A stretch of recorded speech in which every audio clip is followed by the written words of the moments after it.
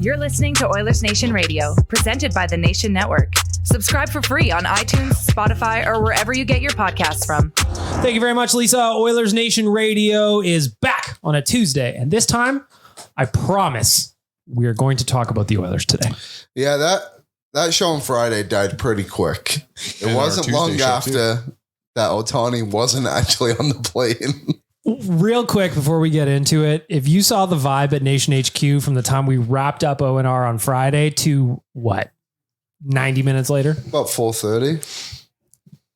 Dead. Very different mood in here. I was sat out there with Brett and Tyler, and there was someone else there too for whoever it was.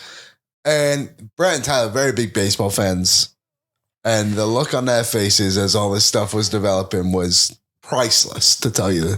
Priceless. That's a weird way to frame my heartbreak. I'm not happy to see that you were Sounds very like you sad. live with But it was just like, it felt like a bit of a meme where it's like you just someone at their absolute peak of happiness, and then bang, Bob Nightingale, Boob Nightingale. Then he mix him up with Florence Nightingale. That's true. Yeah. Mm-hmm. Crush his dreams. Although I take umbrage with Brett being upset because he is a Dodgers fan. Yeah, it's a bit weird. Kind of like Quads being like, boy, I really wish the Jays would have got Ohtani. It's like, Quads, you said you wanted the Jays to miss the playoffs last year.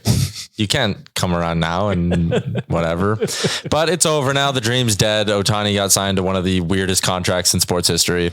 Circumvention? You would think it was circumvention, but don't say it's circumvention because they have weird rules in baseball, apparently. Also, from his perspective, BM, you're a guy who understands stocks and money. Taking $68 million in today's dollars versus dollars 10 years from now, not the same $68 million. Today's money is always worth more than future money. Yeah. Inflation happens, you know. So it's not really like a $700 million contract in today's money. I just don't really get it. I don't get it either. Whatever. We're not gonna. We don't need to get the Rick DiPietro deal. Someone. Well, he's like Bobby Bonilla, but he actually is playing for the team that pays for him. Somebody tweeted before all of this came out. They said the Oakland Athletics have offered Shohei Ohtani $1 a year for 700 million years, and then they quote tweet after, and they went, actually, not far off. I also loved the Riverhawks announcing that they were only $700 million short on their bid. Funny. You're right there. Anyways, that'll end Ohtani sweepstakes. For all of you who listen to this podcast who hate baseball, your nightmare's over. At least for 10 years. Decent point. Might be back in it. Decent point. We'll see what happens in 10 years' time. But first, it's time for the delicious debate presented by our friends at Wendy's. It's time when I tell you about the Daily Face-Off Wendy's Survivor Pool for your chance to win prizes weekly and a grand prize of $5,000. All you got to do is go to dailyfaceoffsurvivor.com, register, and there you're going to see some check boxes. Some of the options that you'll see. Which team wins? Which player executes this many hits? Which player gets this many shots? Maybe this player scores or that player scores. This team loses. There's a few options on the board right now for you there. Pretty easy to look at and figure it out. Although I will say, as a participant in the Wendy's Daily Face-Off Survivor game, I am terrible at it. Yes. I have yet to make it past Wednesday, which would be day 3 of the tournament. I've never made it past a Tuesday. I haven't made it past day 1 yet. Well, what would you go with tonight? There's a few options. Arizona win, Pittsburgh win, Nashville. I mean, I think Florida over 29 and a half shots. Yeah. Looking pretty good. That's the one I'm going with. It's also the one the majority, or it's the leader so far. It's at like 45% of the public is in on that. So I'm on that one too, just because I think they should be able to get to 30, but we'll see. I like Evander King goal. He's an empty net assassin. And I think there'll be an empty net tonight. Go check it out. The Wendy's Daily Face-Off Survivor Pool. That is dailyfaceoffsurvivor.com. That's where you need to be. Join us. Let me know if you can get past day 3. I challenge you. Join. It is much harder than you think it is. I will tell you that much. Now, gentlemen, I heard that there was a little bit of a conversation on Oilers Nation every day that needs more clarification. What is our delicious debate for today? Liam? Tyler, would you like me to read it? I would, because I wanted to phrase it something differently and you yelled at me before the show. Because it's my argument. The argument is the coaching staff better now than it was before? Before it's largely the same. Before when? We're talking Woody, obviously? We'll say Woody. I mean, it's obviously the sample size is a lot different, But yeah, like the coaching staff in general, under Woodcroft and now the coaching staff under Coach Garlick. So the new pieces are Coach Garlick, Nobby's in, and Paul Coffey. Paul Covfefe, yeah. And Dave Manson out, Woodcroft out. So I'm curious what you two think. it's hard to argue against the coach had the winningest record in franchise history. Yeah, but my argument isn't necessarily about Woodcroft, but about what his coaching staff was doing under him. In the sense of, I don't think Manson would have got the defense playing this way, this specific way. I think what Mark Stewart is now doing more on face-off plays is incredible, to be honest. But wasn't Mark Stewart around? Yeah, but was he allowed to do all this? Because we never saw it. Like, that's the thing. Like, Or did they just happen to score a couple of face-off goals and now it's like, whoa, it's a narrative? And Glenn Gulletson made the power. Oh, wait. He's been here the whole time. But the penalty kill has been unbelievable too. Yes. And that's under Stewart as well. And my argument is not, I'm not sitting here saying that Woodcroft wasn't a good coach for this team, because that would be stupid and wrong. Liam says Woodcroft bad. Okay, go ahead. Yeah, edit that the way you want. I'm saying I think these other coaches now have more influence on the game. Do you feel okay? So you feel like they just have more leash to that's my add argument. and implement Their structure ideas or to their ideas. Yes, that is my argument. I don't think it's necessarily a Woodcroft and Knoblauch head-to-head fight for the coaching debate. I just think everyone else is contributing a little bit more to make this team better. Tyler, before me and Dan chime in, sorry to cut you off, Dan. What was your rebuttal on this? My rebuttal was that what the Oilers are showing me over this 7-game win streak, there's nothing here that they haven't shown us in the past under Jay Woodcroft. Special teams heater, goalies making saves, Connor McDavid going nuclear. They did this down the stretch last season. They're doing it again right now. They did it when Jay Woodcroft first took over from Dave Tippett. So that's just where I'm at. Is I think, and I stand by the fact that Jay Woodcroft is a hell of a coach, and I'm not going to back off that. Dan, jump in. So I think that Liam maybe, and I think Oiler fans in general, were kind of being sucked in by the PR campaign that's going on right now. Really feels like since this team has gotten the new coaches in, we've heard exactly what those coaches are responsible for and what they're taking ownership over. Okay. And so for me, it's no different than when Woodcroft came in and the media was talking about all the different things that Woodcroft was going to change and all the different things that I just said his name and now I can't think of it. Gulletson was going to do with his organization. And also we gave them credit for that stuff. And we talked about, Gulletson as the power play guru. And we had the power play, one of the best power plays of all time last year because of Glenn Gulletson, quote unquote. I'm with Tyler in the sense that this team is the same team that Woodcroft had. And we were already seeing some of these things come out of the crap and into the positive for the organization before they removed Woodcroft. So I don't know. I guess it's just, for me, it's that PR campaign, specifically with Coffey. I think that there's been a ton of talk about how much he's done with this team and with the organization just in the short time that he's been here. But the guy was already with us for how long before that? But I think why Coffey is maybe being pushed a little bit more is because it's so unexpected of how everyone is playing. Yeah, Bouchard, sure, maybe at the start of the season he wasn't playing the way he should have been, which is a case to turn it around. But Darnell Nurse is playing the best hockey we've ever seen under him. But do you think he was doing that before? Do I think? No, I don't. No? I don't think he was doing it before. I think he's had a very good season, but I think right now it's he's doing some kind of crazy stuff here. Yep. Cody Ceci is taking a step. You're not seeing the errors, the blatant errors that we saw last season too. I just don't think they're happening as much. The scoring at 5-on-5, the penalty kill is at an all-time high, and I don't expect it to stay there. What did you say, Tyler? 25 of 26 or something like that? It's insane, yeah. That's obviously going to drop off, but I really like how they've narrowed down the group. It just feels like there's more identity in a variety of places on the ice rather than just hopefully McDavid and Draisaitl goes going because we're just going to put them together anyway. Mm-hmm. That's fair. That's my argument for it. And my thing was, let's see if they lose to That'll be the real test. Yeah. And if they lose after a 7-game heater, what would we see under Woodcroft? Lines changed for the next game, right? Back to McDavid and Draisaitl or away from McDavid and Draisaitl. He would go switch it up. I'm interested to see if Kris Knoblauch goes, whoa, Nuge, Hyman, and McDavid are one of the best lines in the NHL for the last 2 weeks. Just because we lose one game, I'm not going to split them up. Even if we lose 2 games, I'm not going to split them up. And if maybe there's a bit more consistency, because then that's something that I would directly attribute to. That's a new thing that drove me nuts under Woodcroft that Knoblauch's corrected. Yeah. Right now, I mean, this team is still largely over this winning streak being carried by Connor McDavid and Leon Draisaitl, or Connor McDavid, not even McDavid and Draisaitl, just Connor McDavid. He's got 20 points. He has twice as many points as any other player on the team in this stretch. Who else's point? Is that the list of this team right now? So who else is scoring? Bush, Hyman, Janmark's contributing, Fogle and McLeod are chipping in with crucial goals. Derek Ryan was the one who scored them. Like, I agree. Fogle and McLeod, they're not chipping in with crucial goals. Yes, they scored.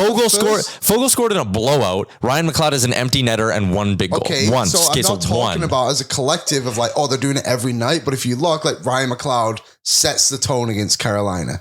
Derek Ryan scores the first goal of the game on Saturday against New Jersey.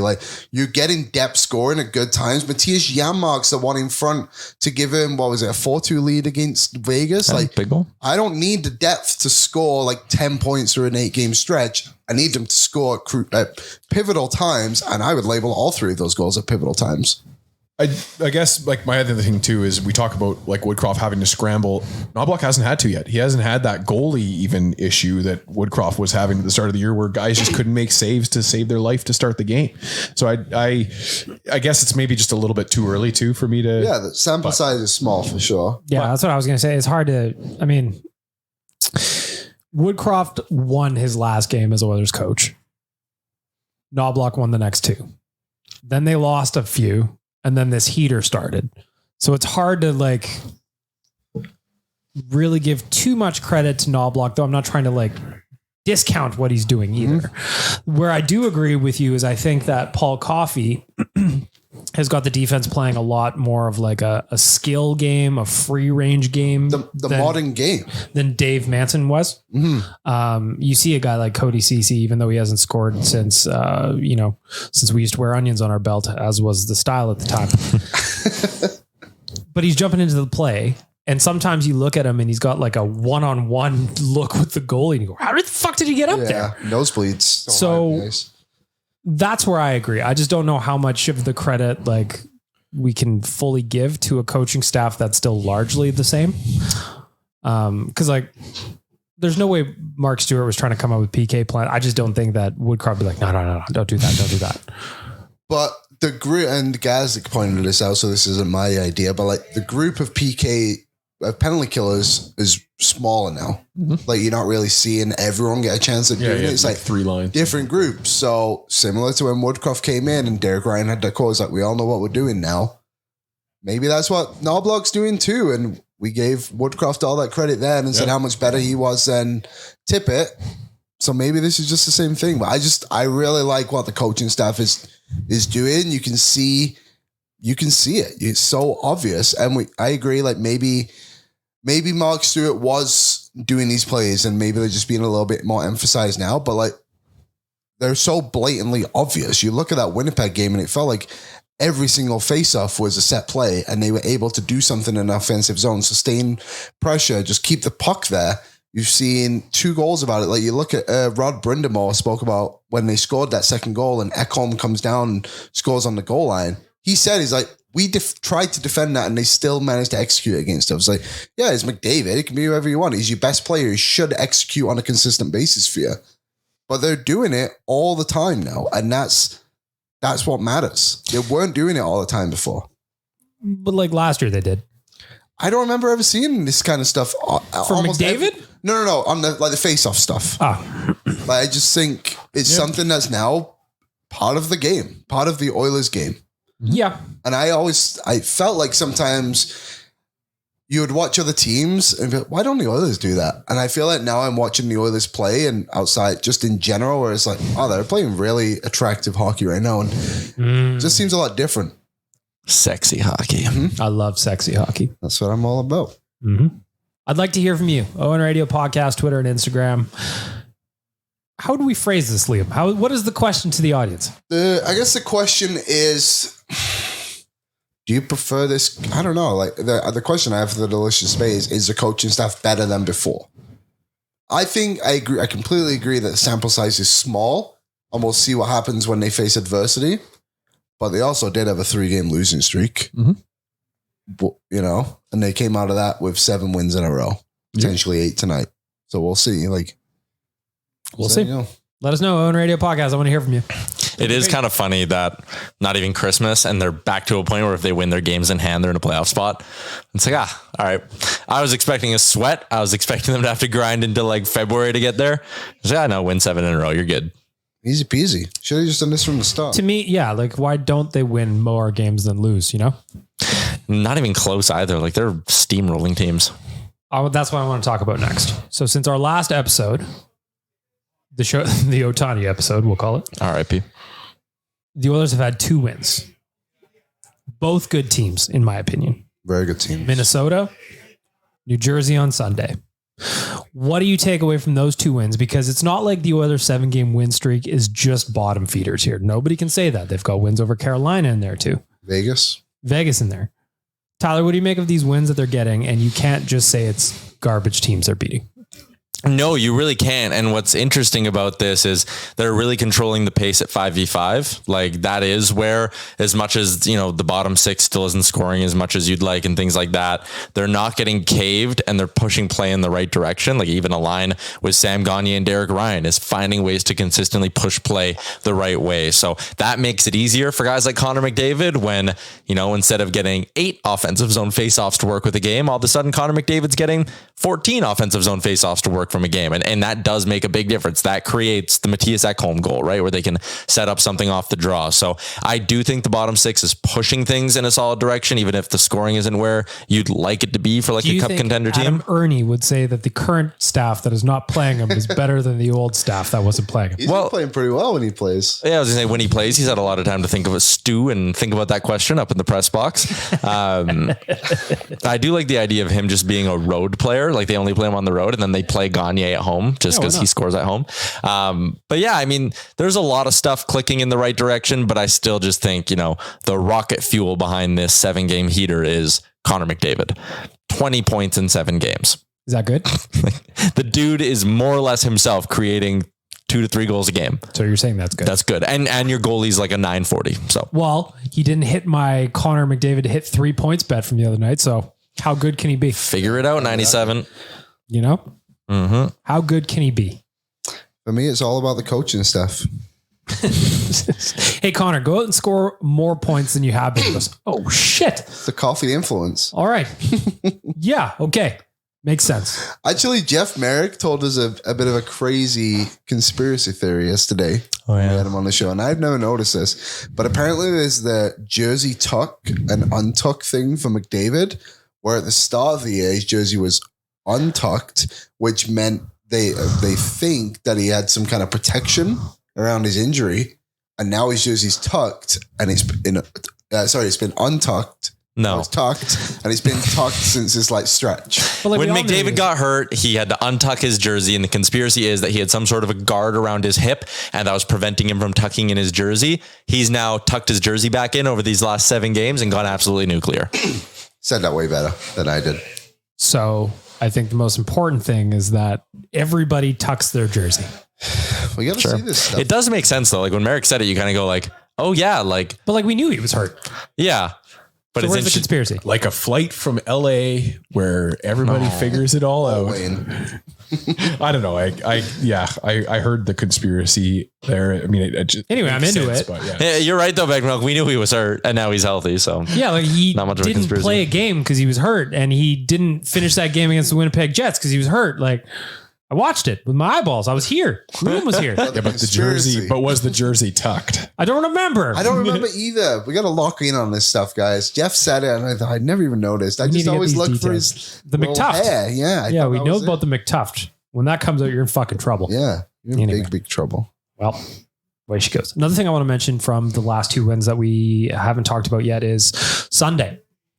Calvin Pickard gets thrown in net against the New Jersey Devils. Big Cal. That is a good hockey team. And Calvin Pickard only allowed 1 goal that, in my opinion, not a whole lot he could have done on. No. Played rock solid for the Oilers. We took a ton of penalties against the best power play in the league right now. Yep.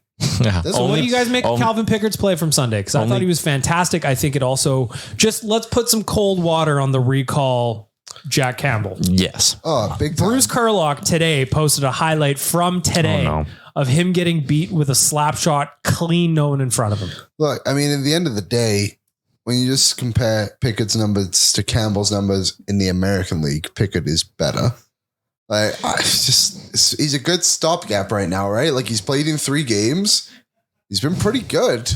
You know, the Florida game, I think, what was it? The 1 goal he probably could have had back. But other than that, the Oilers were allowing like 2 or more breakaways on him all night. So in his 3 appearances, Liam, 2.24 goals against average with a 9.17 in the NHL. There you go. I know he's only played 3, but like either way, like he comes into that Carolina game, allows 1, but the rest of the way, like makes a couple of saves because the Oilers a chance. It's just too bad they were already down by 6 goals. Yeah, it's hard to win when you're down by. But touchdown. They don't need him to be even a 9.17. They need him to do exactly what he's done and just give him a chance. And he's done that. And I agree. It puts some water on the Campbell debate. And also maybe gives the Oilers a look at things and being like, maybe we bring in somebody else other than a goalie right now. I think they still need a goalie ultimately. Well, of course we do. But what do you want? Let's get greedy. I want another defenseman. I think they need another defenseman. Which side? Right side. Who we upgrading? I think you upgrade Vinny, although he's been good. Oh, I just think you need to go into the playoffs with a bit more depth on that side. You want Nick Seeler. I like Nick Seeler. I like Chris Tanev. That would be nice. Ken, if you're listening. There was another guy I had no way Calgary trades Kris Tanev here. Not to the Oilers. I'd love it, but like... Also, I think he got injured last night too. Yeah, but they're saying short term. And then... Did he block another shot with his face? That's a man's injury right there. I want Sean Walker. I would like him. But if you can retain, it's like 1 point something million. I think let me dream, Tyler. You keep shooting down my ideas. You don't like my coaching debate. Now you don't like Sean Walker. If I'm going to go spend assets at the deadline, I want to get a guy that's better than Cody Ceci. Like, if you're going to do it, let's do it. But why do you need someone better than Cody Ceci? Because I don't think Cody Ceci is a top pairing D-man on a Stanley Cup contender. But do you think Evan Bouchard is? Evan Bouchard, no. I think you need someone that's more trustworthy in their own end. You need right shot Ekholm or something along those lines. Like Brett Pesce. Yeah. Like, oh my God, if you get Brett Pesce, I mean, there's no way. But that would be my stud target. Yeah. So Walker is a UFA at the end of the year. Yeah. I think that's why it'd be an option. But now, as obviously, like this past deadline, and maybe the one before, like the NHL has clearly expanded past just 1 year rentals. Like they don't care how long's left and they can get you on a deal, right? Seems we have more often. So maybe I'll expand my horizons a little bit, but that would be nice. Pesci. Yeah, like finding a good right shot D-man somewhere is going to be very tough. Let me hear you say no. Ethan Bear? Yeah, no. Oh, okay, that mailbag question. That drove me nuts because it's like I like him as a guy, as a player. Like, so if you haven't read the mailbag, OilersNation.com every Monday at 7 a.m. I haven't missed one in 10 years. Now, the question was, do you think I miss about one every 2 weeks? Every Monday, 7 a.m. there's been a mailbag for 10 years. That is impressive. Anyway, the question was, do you think, and I don't remember exactly how it was phrased, but like, do you think the Oilers should trade Brett Kulak, bump up Philip Broberg, and then sign Ethan Bear, something like that, so and for a cap savings of whatever? Yeah. And my answer was no. Today, Brett Kulak is objectively better than both other guys. Why would we do that? I think I put in there for mine. If you had asked me about this in the summer, I think it would have been more of an option, but you can't do that on the fly in the middle of the season when, Broberg's has no confidence, although he did score today. And then you have Ethan Bear who hasn't played a game. So there's probably 15 games before they get up to, we just seen Ekholm go through it. Yep. So now you want these two guys just to be thrown. What would you say it took Ekholm? 16 games to start to look more like himself? 20 maybe? Maybe, yeah. Arguably. Yeah, it seems like a bad idea. Like, hey, if you want to bring in Bear and he's an option as a depth player, maybe you can go up and down. Absolutely. But he's not going to want to do that either. No. And like Gregor said, I doubt he would want to sign here anyway. Yeah. Full stop. But it's being courted by multiple teams, isn't he? Yeah, I think he's going to end up in Washington. That seems to be where all the smoke is. I was talking to our boy Quads, who's definitely not a Canucks fan, that the Canucks have been told they're out of the Bear sweepstakes. I didn't know he was LeBron James. Sweeps. I love that. Yeah, sweepstakes. We'll throw that label anywhere. Yeah. Anyway, this next part needs to be read verbatim. For a limited time only, our listeners can get 25% off and zero delivery fees on their first order of $15 or more when you download the DoorDash app and enter the code NATION25. That is 25% off, up to $10 value and zero delivery fees on your first order when you download the DoorDash app in the App Store and you enter the code NATION25, all caps. Don't forget, that's the code, Liam. Ding dong. No, what's the code? Nation 25, all caps. For 25% off your first order with DoorDash, offer valid in Canada, subject to change, terms do apply. Because now it's time for the boys to tell me who delivered. Who delivered?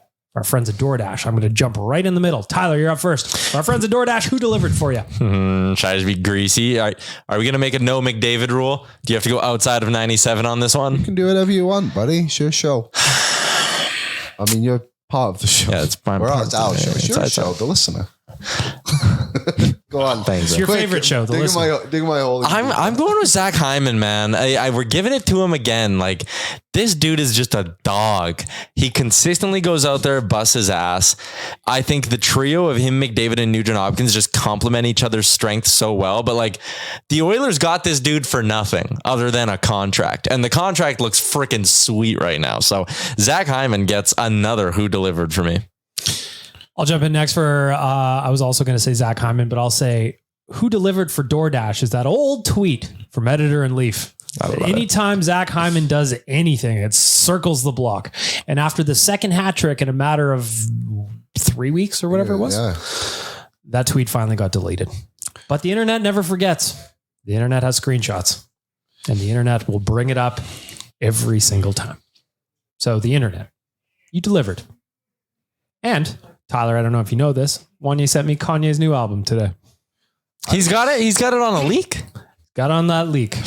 The internet always delivers. I was listening to Kanye West the other day. He's got some beats. I'm not really in the hip hop game, but I recently started using Spotify because I want to rap next season. So I thought, Kanye might be good to have on that rap. You just want to make yours the coolest possible rap you can have? 1 week on mute. Awesome. Kanye West on repeat. There you go. Nation Dan, you're up next for our friends at DoorDash. Who delivered for you? I think I did this last time as well. I'm going to give it to our goalies because for me, this streak of 7 games plus the one before that was really due to the fact that those guys just kind of solidified the back end for this team. And there just doesn't seem to be as many leaky games as there used to be. So the guys in the nets are the ones that deliver for me. Liam, what do you got for our friends at DoorDash? Who delivered for you? Evan Bouchard. The Bouch bomb delivered. That man is hammering on all cylinders right now, and it is very impressive to watch. And I think he's got a pretty good case to maybe win Norris eventually, if things continue trending in the right direction. If he wins the Norris Trophy ever, no one is going to have a worse time on the internet than Jay Dowden. I think he's got a case. Like, I don't think he's the number one candidate, but I bet he'll get some votes this year, and he'll be finishing the top 5 of voting. I think he's good. People love points. Defense does not matter, and that was made evident last season when Eric Carlson won, and he was like minus 700 or whatever he was. Right? Yeah. Seeing what his distance traveled is. No, I wanted to look at like his average shot distance and all that stuff. What you got? You find anything fun? The hardest he shot a puck is 100.48 miles per hour. And there was There was some stat. Oh, his average shot speed is in the 91st percentile in the NHL. He has had one shot of 100 miles per hour. He has had 32 shots this season over 90 miles an hour, which is in the 99th percentile in the NHL. So pretty good. The league average by D-men is 2 shots over 90 miles an hour. He's got a bullet. It is fun though. Like it reminds me, Dan, you're old enough to remember when Sheldon Surrey came and the power play just had a completely different look because it was doing its own thing. At that time, it was very much the cross crease pass to Horkov on the back door. That was kind of like the finishing move. But then when Surrey had that big shot from the point, it just changed everything. And that's not to say Tyson Barrie did a bad job, but he doesn't have a shot like that. No. And Bush still passes the puck just as well, if not better than Barrie. And the other thing too, like the Surrey one, the thing that's funny about this is Evan Bouchard, I think without a doubt, top 5 shot in the NHL. You could probably say top 3. You could maybe even make an argument right now. He's got the best point shot in the league and he's being added to a power play with 2 future Hall of Famers and a 100-point player and a potential 40 goal guy. Like, come on. It's an embarrassment of riches. We might find out. Maybe he's an all-star this year. He better be. And he'll be in the hardest shot. We haven't seen someone like that since, like, remember the Chara and Weber? Yeah, that was fun. That was awesome every year. That's why it shouldn't just be all-stars that go into the skills contest. It should be like the best of that group. And then you can really see who the best is in the league. And the NBA does it. I wonder how hard he can hit. Cause like we saw Hronek had a shot that was 104 or something earlier this year, or 107. And I mean, Bouchard, he's teeing these up on one-timers, right? So it's easier to get some extra oomph behind it. I'd be interested to see if he can still touch triple digits when he just walks into one. I think so. Cause like they fucking line up from the parking lot on that competition. Yeah. They give a good run up for it. We'll see him. I think it'll be McDavid, Hyman, and Bouchard this year. It is funny that Leon's still on pace for 100 points and people go, I just wonder if, like, not this year. I just think it'd be funny to have Hyman go to the All-Star game in Toronto. Mm-hmm. I thought it was interesting last night. I was actually watching the Leafs game last night. I didn't know Hyman and what's his name? Morgan Riley have a commercial together right now. Yeah, they have isn't it a gambling one? I don't remember. I can't remember. They don't pay for an plug on this podcast. I just thought it was interesting anyway. Yeah. Not as good as the commercial. Calls him Mo. Not as good as the commercial Darnell and Zach do. That one's better. Of course. Mm-hmm. Oh, Connor and Wayne. The Pronger commercial with Dry and Mitch Marner. and Marner. The classic is the Mark Messier with Connor. Hey, Connor. Look at this. Hey, Connor, check this out. Hey, Connor. Or Devin That was Dubnyk. so funny. Yeah, Devin Dubnyk. Epicor. Oh. Yeah, those are good. The old Oilers TV commercials. Love those. Love those. Want to talk about today's game, gentlemen. The first meeting of the Connors. Not Connor Brown. He's in the mix. They met in Erie. By the way, just real quick. Connor Brown couldn't buy a goal to save his fucking life right now. And when the goal on Sunday got waved off after his big fist pump and after everybody was piling on and patting him on the back and stuff, it made me laugh out loud just because it's just like, of course that happened to Connor Brown. I know. And like the game before, he hit the bar. And then the one before that, he got like the goalie made a great save, like a toe save. It was like, Playing man. so much better though overall. Oh yeah, like Just at love least he's seeing getting that. those chances. Like he wasn't doing anything. I feel like it's going to be like a little bit of a McLeod situation where once he gets the first one, it's going to open it up a little bit. Yeah. But like right now, it makes me laugh because it's just, it's sports. Hopefully that feeling of getting the celebration, everything was still helpful. Sparked him a little. Yeah. We'll see. Like, I wonder if the Oilers have an empty net opportunity tonight, if he'll be over the board. I was surprised that he wasn't on it against New Jersey when it was Kane that ultimately got the empty net. Right. Man, you got to pass that puck back to Pickard and let him take his shot. though. Oh, True. come on. He deserved With it. 4 minutes left to go. Let the Tristan goalie Jarry, take a he shot. jarred one. That was unreal. It was a great shot. So I want to talk about tonight's game against Chicago. First question, we'll get to Connor Bedard in a second, but like this almost like not a must win in the literal sense, but like Chicago's in 31st place. You got to find a way to win this. No? And they're so junk. Like they barely have a roster of NHL players. Like this is borderline worse than anything we saw in the decade of darkness. Like there's zero talent on this hockey team. Like So Taylor Hall down, gone for the season. yeah. Corey Perry down, gone for the season. Yep. Who else do they have? Is Jujar Kara the first line left winger? Like, what is going on? He's in mini now, actually. Surprisingly. Foligno. Nick Foligno, Philip Kurashev. Is Ryan Donato out too? Because he was playing first line for them. Yeah, actually, I don't know if he's playing tonight, is he? Oh, there he is on the fourth line now. Fourth line. Johnson and But back to the question. Do you think this is like almost what you got to win this, boys? I said my short forward giant key to victory today on Owen Everyday was pretend you're not playing the Hawks. Because the Oilers love playing down to the competition. You need to go into this, and Kris Knoblauch's got to somehow convince the team, like, hey guys, they changed the schedule. We're playing the Kings tonight. And then just wearing their jerseys. Yeah. They're wearing red. Jerseys. Yeah, weird, but they're just wearing the black. This is such a winnable game, and like one where I know the betting line tonight. Shout out to our friends at Betway. It's 2.5. The spread's 2.5. Money line was minus 450. Ugh, come on. Still finding creative ways to get some value on Betway because it's easy to do it with them. 19 plus. Please play responsibly. But like, it's one of those games that's like barely even worth betting on the Oilers because they're such massive favorites. They got to take care of business. Although I did get impromptu betting segment. I did get Leon Draisaitl anytime goal plus 110. And I also got Bouchard shot prop plus 110. Connor McDavid power play point minus 110. Free.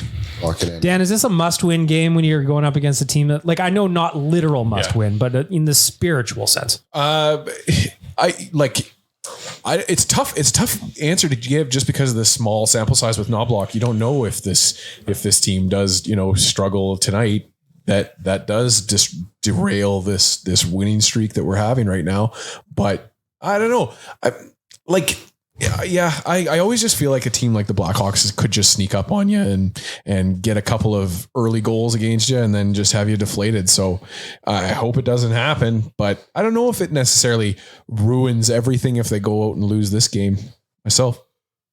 Like, it's not that I think it would ruin things, but like, this is one of those ones where you look at the schedule and you go, all right, you got to figure it out. Yep. They're ones that, yes, I think if we look back, like, going forward down the line and then you're in that playoff battle, you definitely look back at these battles if you don't win them and question things. But I don't know. I just feel like this team is not in dire straits to be able to make the playoffs. I still don't believe that to be true. Watching the 7-game win streak and what it can do for us. Yeah, I mean, a 7-game heater definitely changes the perspective on things a little bit. I still don't think they can go through or really afford a stretch where they lose like 3 of 4. And then when you look at That's kind of my larger point. Yeah, like when you look at Tampa coming up still and Florida on the homestand, then the road trip starts with an Islanders team that's won 7 of their last 10, and the Rangers in New York next week. That Rangers team is looking like the best team in the NHL. And that's the second half of a back-to-back. You maybe have some scheduled losses coming up. So just take care of this game and put the points in the bank. Liam, must win in the spiritual sense? I guess. I think every game is kind of a must win because of the hole they put themselves in, right? You gotta dig your way out, and they've done a very good job of doing it under this new coaching staff. So as today, I just think they're playing so good. Like, I'm not worried about the Blackhawks. Peter Mrazek's actually been pretty good, but like Seth Jones isn't going to play tonight. But he's not playing either. That's what Greg has said. Can you read me the 6 D-men that are playing tonight for the Chicago Blackhawks, please, Liam? How many of them are real people? Yeah, ready? Okay, everyone throw up 6. I haven't looked yet. How many names do you know? Okay. Brent Seabrook. Philip Duncan Keith. Brian Campbell. Philip Roos. That's not a real person. Connor Murphy. I know him. Okay, that one. All right, I know that. Isaac Phillips. No. Nikita Zaitsev. I know Zaitsev. Okay, I know him. Yep. Alex Vlasic. Not Mark. Is he related to Mark Vlasic? Nope. Luis Crevier. I knew 2 of those players. I didn't know any of them. Yeah. So there you go. Like, so Connor Brent McDavid's Seabrook going is up not against playing, you're saying? No, and neither's the what's that Swedish guy called? Jalmerson? Nick Chalmers. Nick Chalmers. No, Johnny Oduya, Brian Johnny Campbell. Oduya I used to love saying, who do you, Johnny Oduya? Didn't they had there's a young prospect defenseman. Kevin Korchinski, but I think they're sending him to World Junior Camp, aren't they? Okay. yeah, I think so. Didn't they have He's another also one injured. too from Sweden? Oh. Is that had head injuries as a problem when they drafted him? So currently, Well, they had Boquist. looking at the lines Boquist is here, what I was Yeah, thinking they of. traded him. Oh, okay. first line according to dailyfaceoff.com currently is Anthony Beauvillier on the left side, Connor Bedard in the middle, Philip Kurashev on the right side. Thought? What's worse, that or McDavid centering Ratty and Cahoon? Oh boy.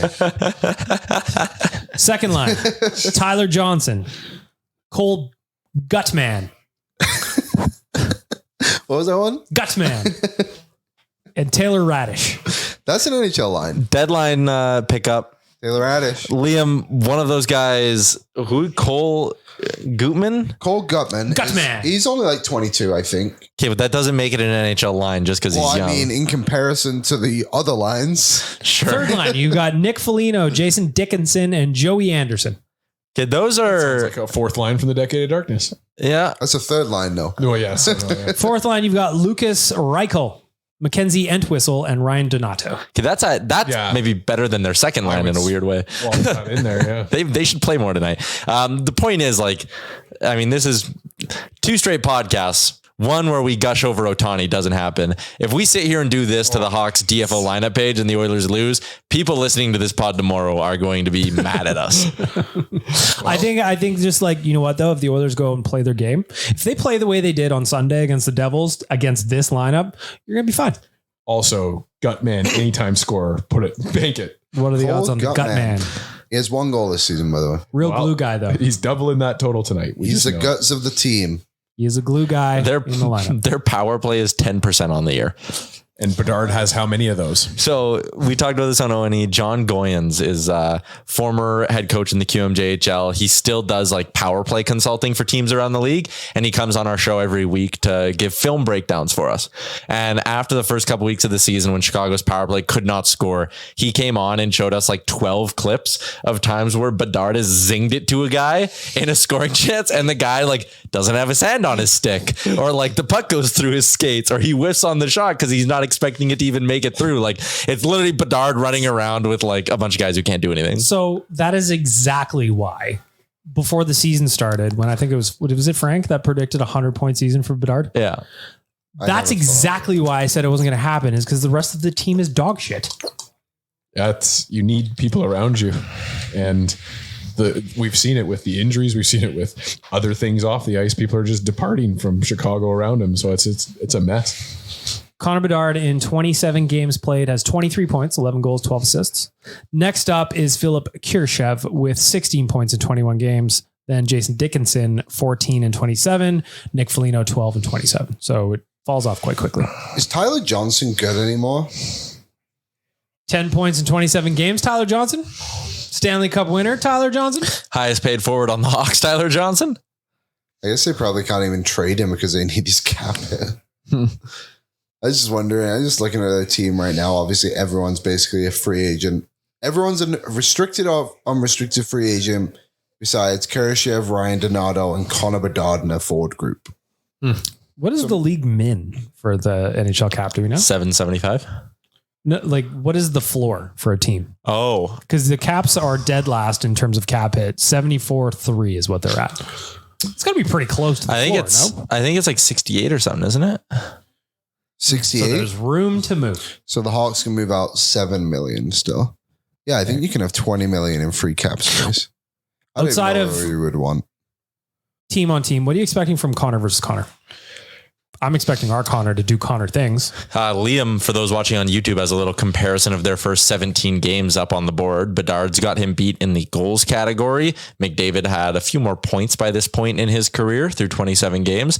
I'm expecting Connor Bedard to shoot the puck a ton tonight and, best foot forward kind of thing for him. I bet you he's incredibly jacked up for his first chance to go toe to toe with McDavid. I bet you they're both in the starting lineup and both take the opening face off against one another as well. Horrible.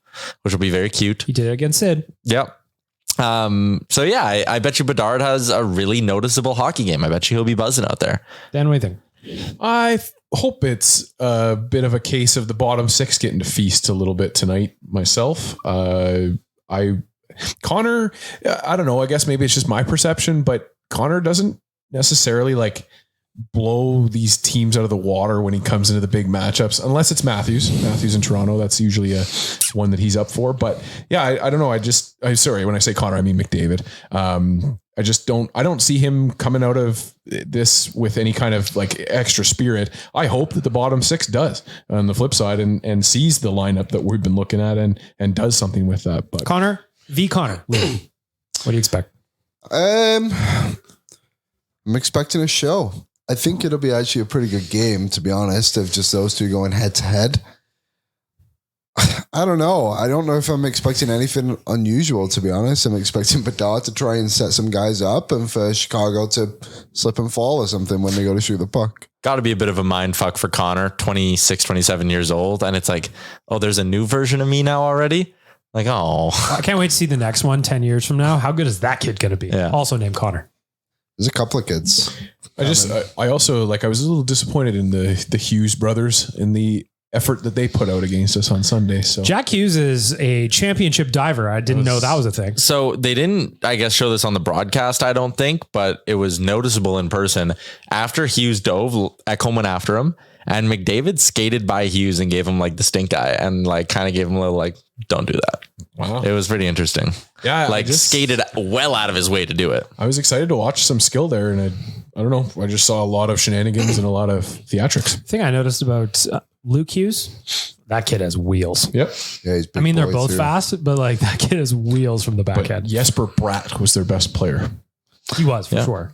Really? I thought Schmid was their best player, Well, there you go. especially when he gave the assist on McDavid's goal. That was big. That was very nice. That was of him. really, really nice. They beat him. The only 8 Schmid I care times. about is Laddie. There you go. Thank you. Yes.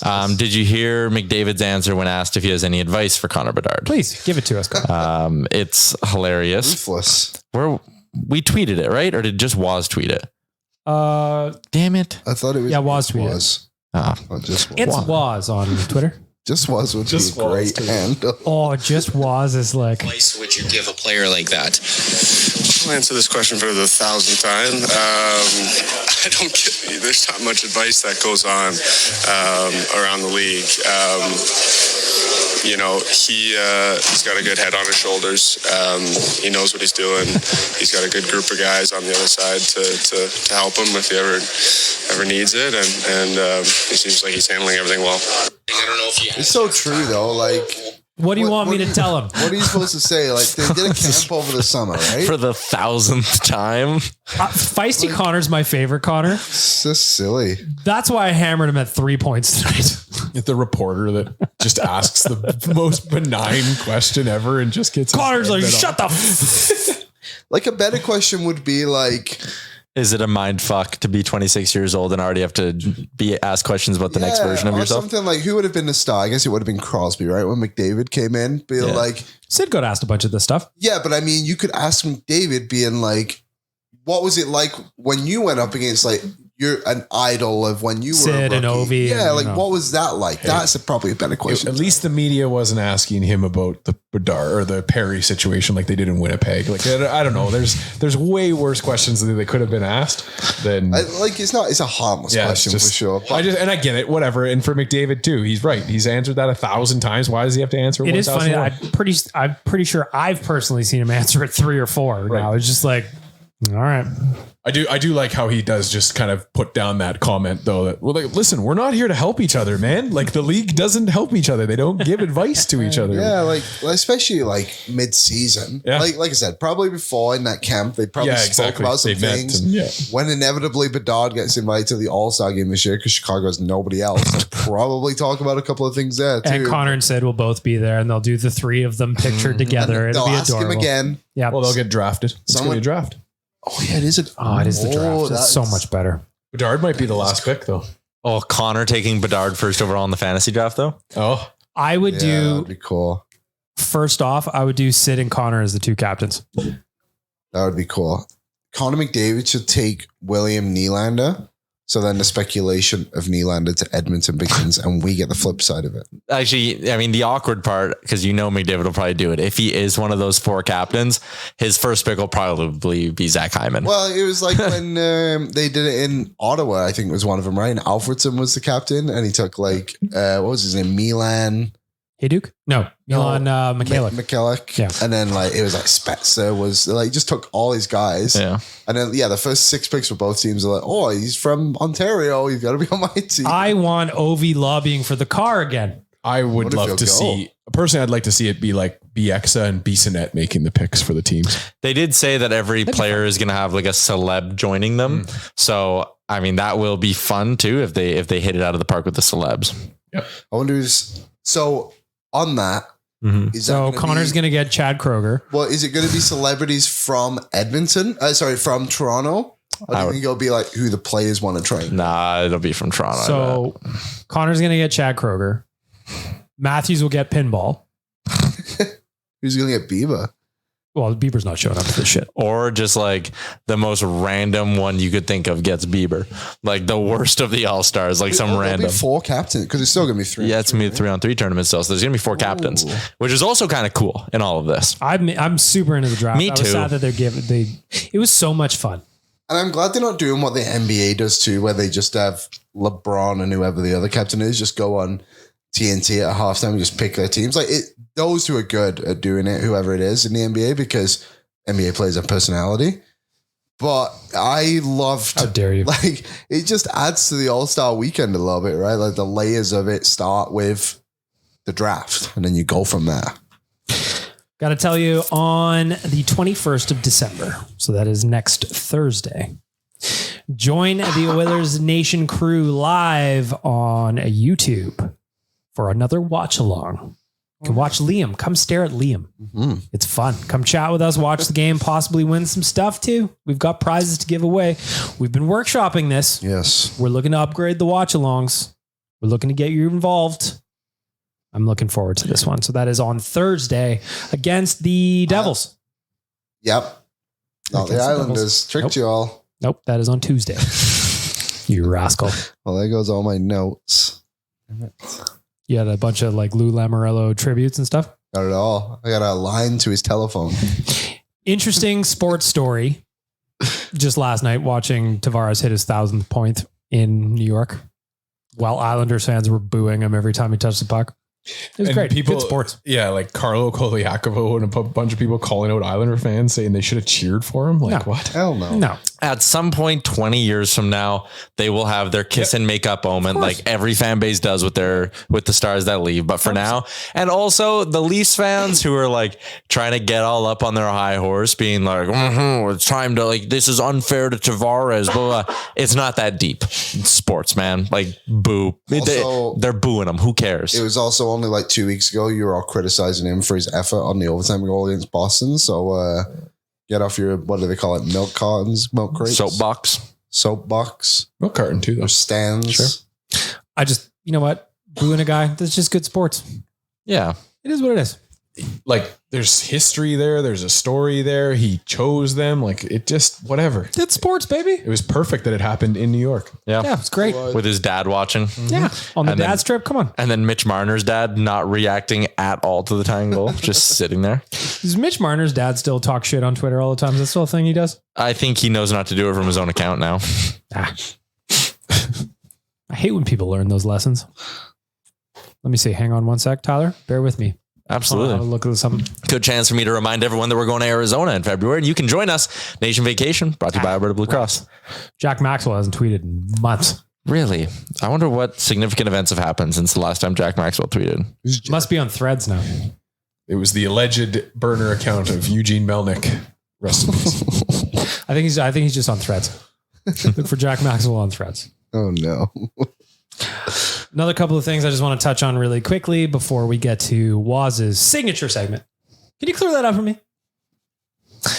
Little announcement that, of course, Kennedy finds on Lauren Kyle's Instagram when she was doing an AMA on the way to her vacation. We found out that the royal wedding will be July 27th, 2024. I've not got my invite yet. I imagine it's lost in transit somewhere. I'm sure it's coming. So anyway, if you're looking forward to celebrating Connor's wedding, even though you're not invited, there's the date for you. Do we know what church it's going to be at yet? There's no way it's in Edmonton, right? No way. What if it's exactly the same as Gretzky's wedding? I bet Nope. you. If that's nope, then I've got problems. I bet you, just knowing McDavid and his privacy, this is not even going to be like an in Ontario wedding. I bet you this is somewhere far away. Interesting. How the old location went. Yeah. Maybe in like Napa Valley. Or like Perks and Caicos, right? Like somewhere where he can just like basically rent out an island and be like, I know exactly who will be on this island. Liam, you going? Yeah, I've been speaking to Lauren and Connor about my invite. I'm just trying to negotiate +1 right now. I picked the fish, personally. You always go with the other options so that they know that you're coming. Yeah. They know you've been thinking about it. Yeah. Not just the chicken. I want the fish this time. We're looking forward to it. I heard they're having a fondue fountain. Their midnight meal will be nothing but DoorDashed items. It all makes sense. Mm-hmm. Wendy's, the chicken fingers and French toast sticks, Serendipitous. Delicious. Wow, it all gets tied together. Should we go get Waz? It is time to get Waz for his signature segment. Can you clear that up for me? If there's one thing better than sharing memories, that's making new ones. Alberta Blue Cross Travel Insurance protects your memories and more wherever travel takes you. Visit ab.bluecross.ca/travel for more information, including on our nation vacation to Arizona that's coming up in February. Come join us to watch Edmonton take on Arizona in a tiny little barn. It's little. 4,600 people. We're going to take up a fair chunk of it. We're going to cheer loud. We'll all be wearing blue and orange. We're all going to look sexy. Mm-hmm. Now it's time for Waz's signature bit. It's not a game. It is a segment called Can You Clear That Up For Me, Waz? What do you got today?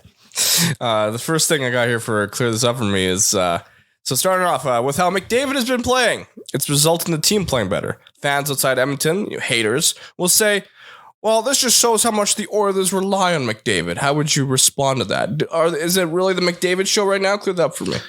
Connor McDavid is the best player on the Edmonton Oilers and should perform pretty much every night like every other star player in the NHL should. It's not surprising to see the best player in the world play like the best player in the world. Like, are they relying a lot on McDavid right now? Yes, but I don't know, man. My truck relies on 4 tires to get right. Like, it's there. It's not going away. It's not like they're going to lose McDavid at the end of the season and be like, he will always be here. So it's not a big deal. Yeah. I mean, just like, was this a question? I don't remember. Like, I guess Twitter wasn't as big then, but like, was this a question when Sid was just coming in and he put up the first 120 point season in forever? Like, oh, look at Pittsburgh's relying so much on this stud they've got on their roster. Oh, and they've also got Malkin too. Like, of course, Connor's going to do Connor things. I hate those arguments when it's like it's a better example when someone gets hurt. It's like, oh, they're nothing without him. So yeah, he takes up $12.5 million of their cap. If Connor McDavid wasn't on this team, they would replace him with probably 3 good players. And it's just so stupid. Any team that had Connor McDavid on it would probably be dictated by how good Connor McDavid is playing. So yes, the Edmonton Oilers are a product of having the best player in the league be an Edmonton Oiler. Connor can do Connor things. Waz, what else you got? Next up is shifting gears a little bit. I saw this on dailyfaceoff.com. Can a rapidly declining Alex Ovechkin still break Gretzky's goal record? Is he declining or is he just snake bitten? Interesting. He's a bit of both. Well, I just traded Matt Barzell to somebody for him in a fantasy league. Somebody named Waz gave up on Ovechkin. Yep. So he's 67 goals back of Wayne, and Alex Ovechkin after this season has 2 more years left in his contract. So I still think he will do it. Like, let's even just do some quick math. Let's say he only gets 7 more goals this year. He's 60 back with 2 years left. Expecting Ovi to have 2 30-goal seasons is not insane. More realistically would be, he could probably score 17 between now and the end of the season. Then he only needs 2 25-goal seasons and he breaks the record. He'll still do it, but I will say this decline coming as sharp as it has me slightly less confident that he will. I'm like 90% sure he'll do it. I am going to go. I'd be stunned if he doesn't.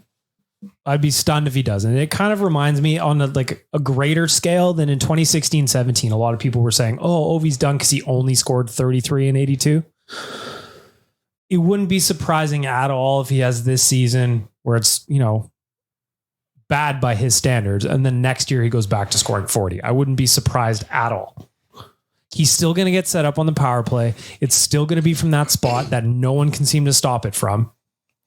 And I just can't see him not scoring at his normal clip, even though he's getting older.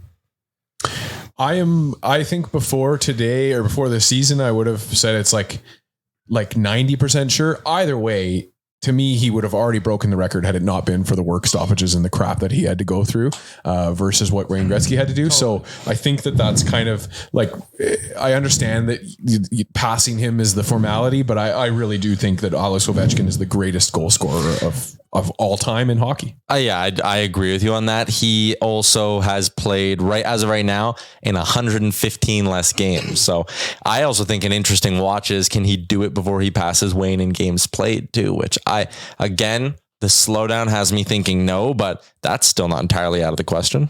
And then coming back to my point too, he also had years robbed from him in his prime versus Gretzky's longevity. You're right. Yeah, I don't know if he does it personally. I understand the logic of you're going to keep rolling out the Ovechkin carcass until he wants to not play the game anymore. But I just think that this slowdown is incredible enough that it may not happen.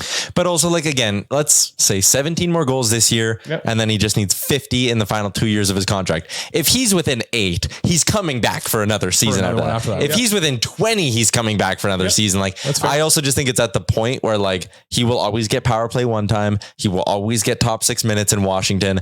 He's too close now. If he was still 140 away, I'd be like, whoa, I don't think he's going to play enough games. But just being only 67 away right now, it's too close. Well, was. Oh, sorry. Go ahead. I was going to say, I think he'll hit it, but I don't think he'll hit it within this contract. How old is he right now again? 38. He's 38? He's just going to play until he gets it. Guy's a fossil was. I know. I thought he was 35. He's not dead. He's a little older than Derek Ryan. Yager played with the Flames in his 42nd year. Yeah, so I could see, like, Yager's obviously he's a machine. Yeah. But I could see Ovi doing that too. And that's the thing is, like, when Yager played with the Flames, he obviously wasn't good enough to even be in the NHL at that point because he left mid-contract. But yeah, I mean, that's why I say Ovechkin, I can understand rolling out the dead carcass. I just think if he still loves the game, he still loves scoring goals, he still loves doing what he does, then he'll probably play until the Caps tell him he's not allowed to anymore. Mm-hmm. So next question I have here. Against the Minnesota Wild, Connor McDavid scored a beautiful goal against Fleury. I saw comments, people hating, of course, and saying, why doesn't anybody just hit him? Just take him out, flatten him out. And some responses would say, well, because the league is soft, or, they'll get a 10-minute suspension, a game misconduct. Clear this up for me. Why aren't defensemen more physical with flashy players in goals, for example? Because they can't catch McDavid. They can't hit him. Or they would. Yeah, I mean, that's just a dumb observation. There's nothing to understand there. Yeah, no. I just think that, like, Connor's so much better than everyone else. It's just like, try. Yeah. It's not like Connor hasn't gotten hit before. Of course he has, but, like, it's way harder to hit him than somebody who doesn't have eyes on the back of his head. I'm always a fan of fans that think that players have not thought of this before this moment. Yeah. And it's just, maybe I could have hit Connor. No, they absolutely would if they could. They didn't. It's just like going back to his rookie season. He scores that goal against the Columbus Blue Jackets and goes through the entire team. Like, why didn't they hit him? Because you can't. You can't. He's just too good, right? And, like, the same breath, like, did anyone lay out Gretzky in the 80s? Like, when there was all these bruisers? They tried to. Yeah, they tried to. Who's that one guy that knocked out Gretzky that one time, Dan? Do you know? Broughton, I think, is who you're thinking of. Yeah. Neil Broughton? I think so. But yeah, that's all I got for clear this up for me. I was like you guys' takes, and always fun to hear. All right. There's our boy Waz for our friends at Alberta Blue Cross. I hope you've had that cleared up for you. There he goes. Backing out slowly. Don't hit the light, Waz. There he goes. Look at that. Open and closed the door daintily. Like I was curious as to why Ty Guy had his hat in midair that entire. Yeah, our video feed is frozen. You have to fix that up after. How will I fix it? Put some graphics up. It's been frozen for like 10 minutes. No, it's been like 2 minutes. Okay, well, what if I take it off and then take it back on again? Yes. Nope. It didn't work. All right. Well, good thing the pod's basically over. Thank goodness. The good news is the podcast is basically over. I'm just going to wrap it up with a quick score prediction from the fellas. We're going to look tonight. Chicago Blackhawks in town. 8 p.m. start. Which, by the way, shout out to the NHL. Jeez. It's not even a doubleheader. Yeah, I tried to come up with a reason as to why that would happen. Like the Leafs are playing the Rangers, but that's not on a broadcast. It's nothing. Nothing makes sense here. So what do you got tonight, Dan? Blackhawks in town. Connor versus Connor. Oilers on a 7-game win streak. Chicago kind of sucks. They do suck. What do you think? I just feel like my heart wants to say that we're going to win this game, but I am afraid of a trap game. I'm going to say a 4-3 Oilers win. 4-2 Oilers win incoming. Tyler. 6-2 Oilers win. 5-2 Oilers win, empty net goal. Very rare do you hear us pick the other team.